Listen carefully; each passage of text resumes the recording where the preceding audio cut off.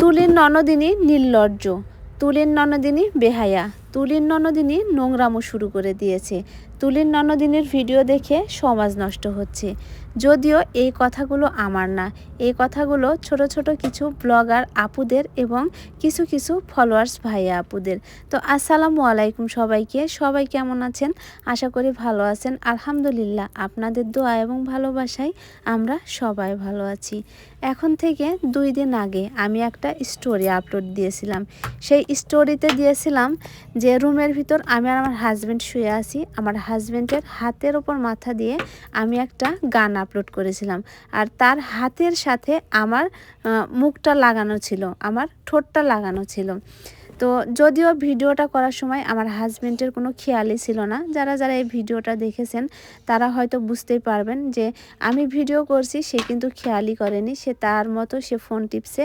আর সেই স্টোরি থেকে স্ক্রিনশট দিয়ে ছবি আপলোড দিয়ে ক্যাপশানে মনের মতো গল্প লিখে লিখে আপুগুলো আমার আপলোড দিচ্ছে। তো যা হোক, সেই সব আপুদের শুধু একটা কথাই বলবো যে 2023 সাল থেকে আমি অনলাইনে কাজ করি, এমন কোনো খারাপ ভিডিও দিইনি যেটার কারণে আমার ভিডিওগুলো নোংরা বা সমাজ নষ্ট হবে এমন কোনো কিছু হয়। তাদের শুধু আমি একটা কথাই বলবো যে আমাকে যারা ছোট করবে বিনা অপরাধে বা অন্যায়ভাবে, আমাকে যারা ছোট করবে, উপরওয়ালা তাদেরকে ছোট করার জন্য বসে আছে। তো যদিও আমি কারো মনে আঘাত দিয়ে কোনো কথা বলতে পারি না আর বলতেও চাই না। একটা মজার বিষয় কি জানেন, আমারও আরও কিছু অপরাধ আছে। সে অপরাধগুলো হচ্ছে আমার হাজব্যান্ডের মুখে দাঁড়িয়ে আছে, সেই জন্য নাকি আমি আমার হাজব্যান্ডের সাথে রোমান্টিক কোনো ভিডিও বানাতে পারবো না। আমার মেয়ে ক্লাস 7-এ পড়ে, সেজন্য আমি নাকি কোনো রোমান্টিক ভিডিও বানাতে পারবো না। আর আমার ভিডিওগুলো আমার মেয়ে করে দেয়, এটাই অনেকের কাছে বেশি অপরাধ। কেন সেটা আমি জানি না। তো যা হোক, রাজশাহীতে আরও অনেক কন্টেন্ট ক্রিয়েটার আছে, অনেক টিকটকার আছে, অনেক ব্লগার আপুরা আছে যারা নিজের স্বামী নিয়ে ভিডিও বানায়। আসলে তাদের বেলায় কোনো সমস্যা না, কেন জানি সবাই আমাকে এখন একটু অন্যরকম চোখে দেখছে। যা হোক, যে যাই বলে বলুক, তাতে আমাদের বলারও কিছু নাই, করারও কিছু নাই।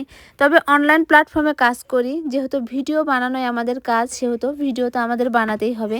তবে চেষ্টা করব এমন কোনো ভিডিও না বানানোর যেটা আপনাদের চোখে খারাপ লাগে বা আপনাদের কাছে খারাপ লাগে। তো যা হোক, বলতে বলতে ভুলেই গেছি যে আজকে কোথায় এসেছি। তো আজকে এসেছি আমরা নওহাটা বাজারে ফয়সাল মামার দোকানে কালা ভুনা এবং ভাজা মাংস খেতে। তো এর আগে কিন্তু চাচি আমাদের ট্রিট দিয়েছিল, আর সেই ট্রিটে আমরা নওহাটা ফয়সাল ভাইয়ের দোকানে খাইতে আসছিলাম। আর আমার জায়েরা সেটা দেখে আমার কাছে আবদার করেছে, তারা আজকে এই যে ফয়সাল মামার দোকানে ভাজা মাংস খাবে। তো সেজন্য এই যে সবাই মিলে রেডি হয়ে চলে এসেছি ফয়সাল মামার দোকানে ভাজা মাংস খেতে।